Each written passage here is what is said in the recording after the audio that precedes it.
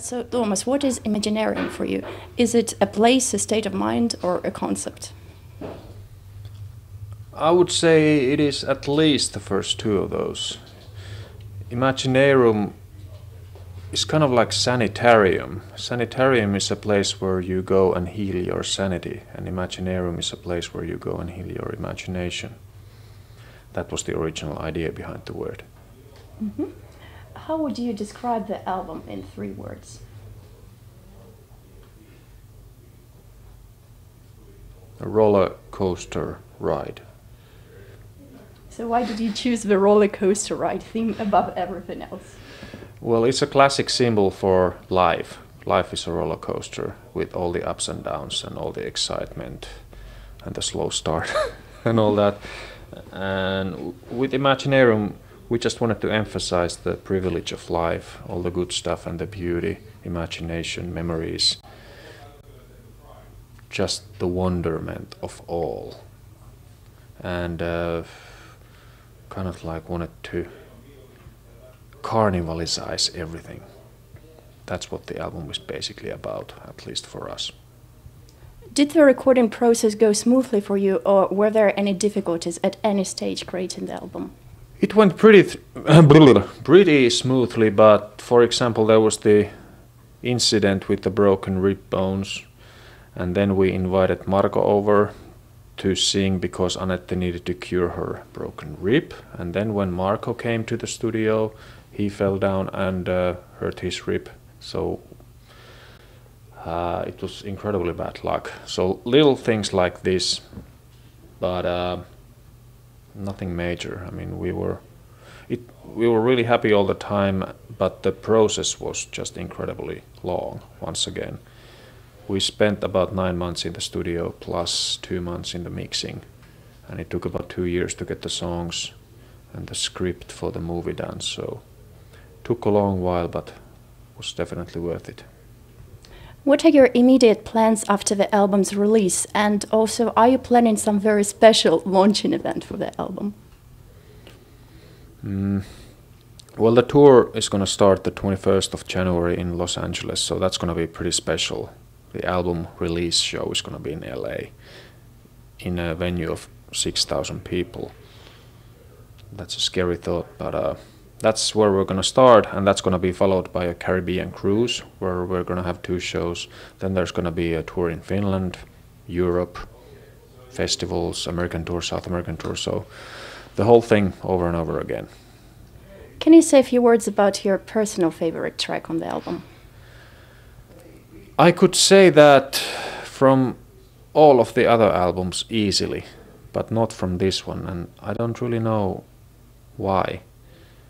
Maybe this album is more like one long song divided in different chapters.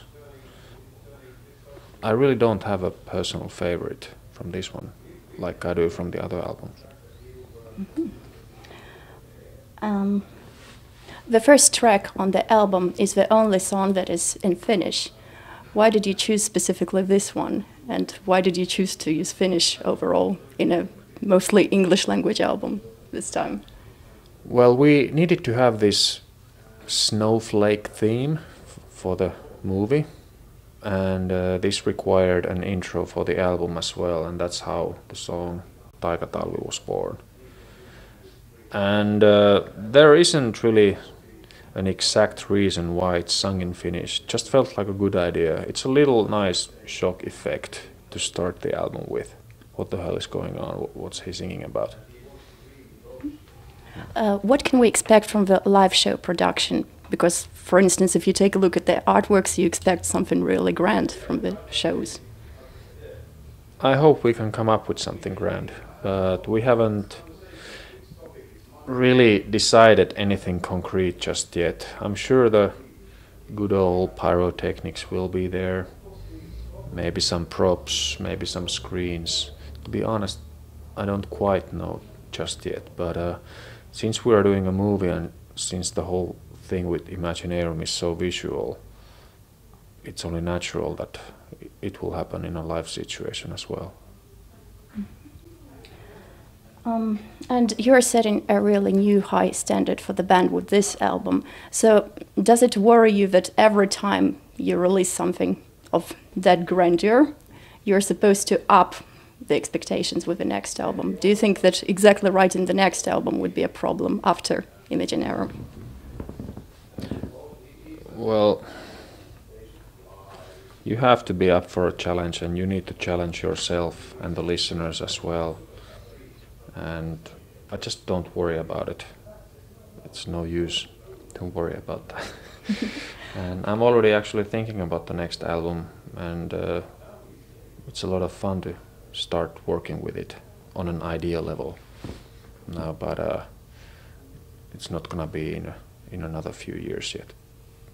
How closely is the movie project tied to the album? It's very close. Because all the songs for the album were composed with the movie in mind. They were done for the movie, so they really walk hand in hand. But also it was very important from the beginning that the album would work out as its own individual entity as well. So even though the movie wouldn't ever happen, the album would still make sense. But what is primary for you, after all, in this case, the movie or the album? I really couldn't answer that. They are so closely connected, and both of them are utterly important. If you could get anybody from Hollywood, from the whole movie industry, to take part in working on the project, just anybody at all, who would you choose and why? Well, I would choose the people that we have at the moment, because I couldn't imagine it being any better. I mean, I met all the actors in Canada, and it's hard to imagine they could be any better.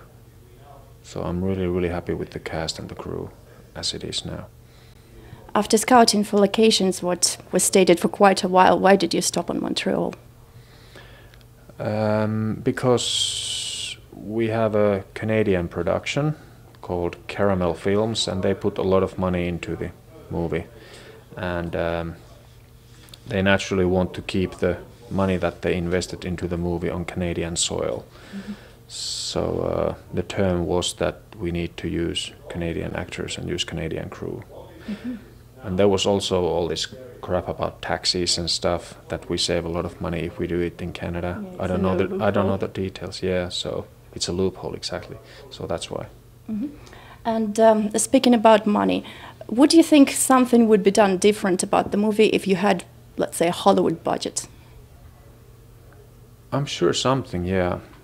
I still wouldn't want to use any known actors, but maybe we could put a little bit more money into the shooting days. We only had 18 days now, and it was really, really tight to shoot 90 minutes in 18 days. So maybe some more of that, some more budget into the CGI, put some more whales into the sky and stuff like that. But we have about 4 million euros, so we do the best we can with that money.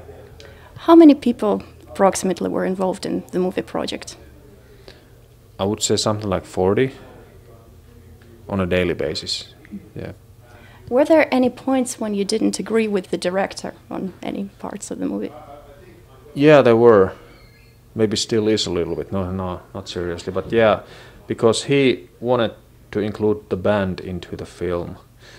And we had some serious discussions about that, because I didn't want the band to be in the movie.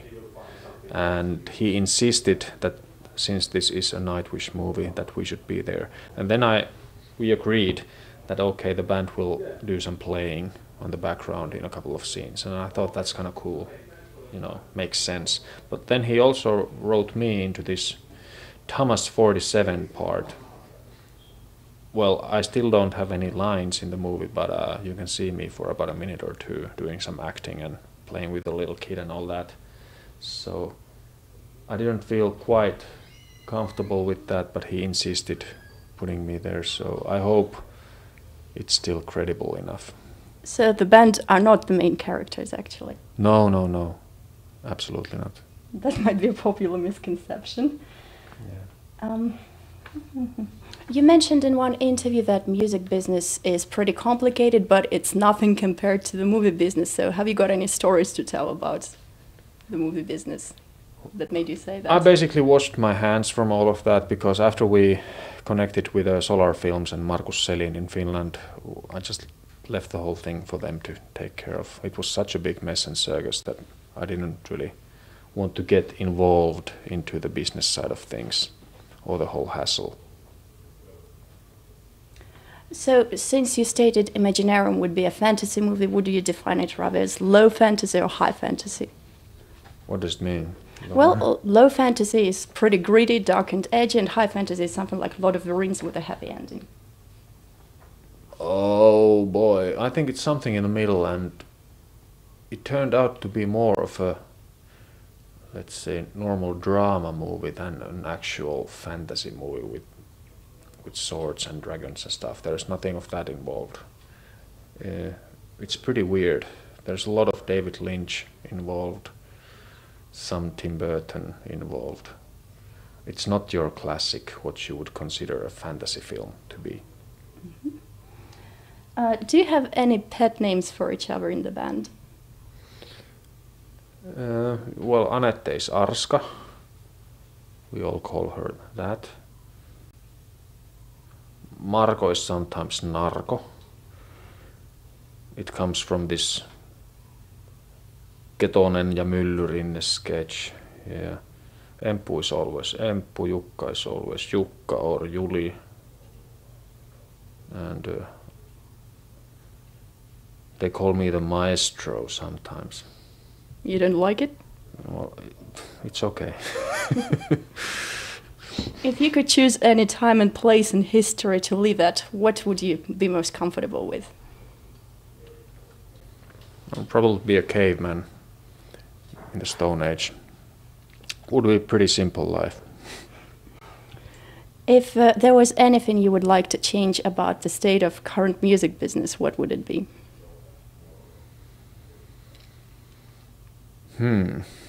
Well, the whole digital downloading thing, internet, it worries me quite a bit.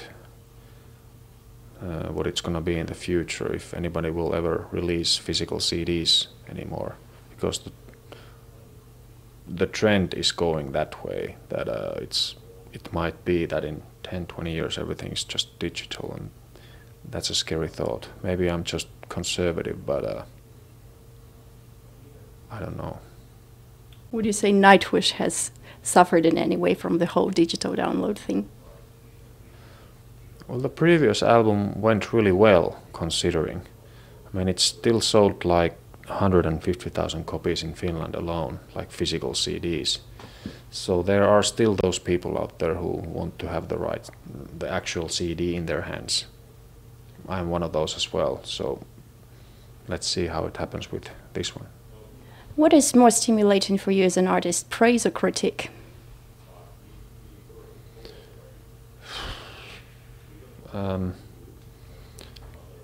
Either one. I mean, if they are made with good sense and humor, that's the best. And the final question, do you think that an artist, a composer, any person has to suffer to create a masterpiece? No, I don't think so. I think an artist needs to feel strongly, really, really feel, whether it's love or sorrow or hatred, melancholy, whatever. It can be good or bad, but you need to feel. And that was it. Thank you very much.